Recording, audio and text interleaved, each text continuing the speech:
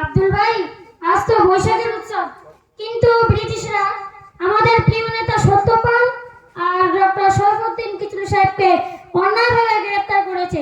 এই প্রতিবাদ তো আমাদের করতেই হবে। একদম ঠিক বলেছো রাম ভাই। আমাদের ধর্ম আলাদা হতে পারে, কিন্তু পরাধীনতার শিকল তো একটাই। আজ আমরা হিন্দু বা মুসলিম নয়, আজ আমরা সবাই ভারতীয়। দেখো ভাই, কত লোক এসেছে আজ, বাচ্চা বুড়ো মা বাবা সবাই এসেছে আজ। আমরা কোনো অশান্তি চাই না, আমরা শুধু শান্তিতে আমার অধিকারের কথাটা বলতে চাই।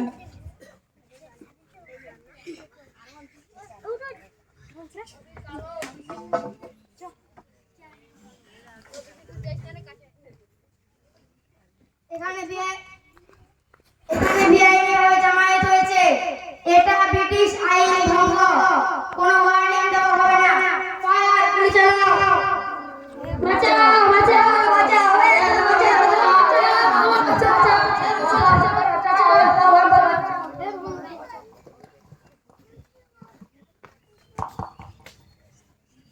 আব্দুল ভাই, তুমি তোমার পায়েও গুলি লেগেছে।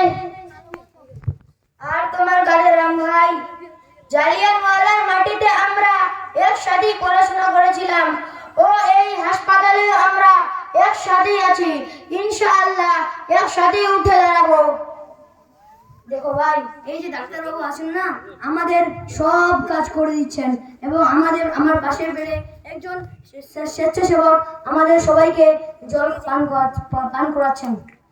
ডায়ার ভেবেছিল গুলি করে আমাদের ভয় লাগাবে, আমাদের ধর্মে আলাদা ভাগ করে দেবে, কিন্তু আমাদের রক্ত মিশে আজ একাকার রক্ত হয়েছে।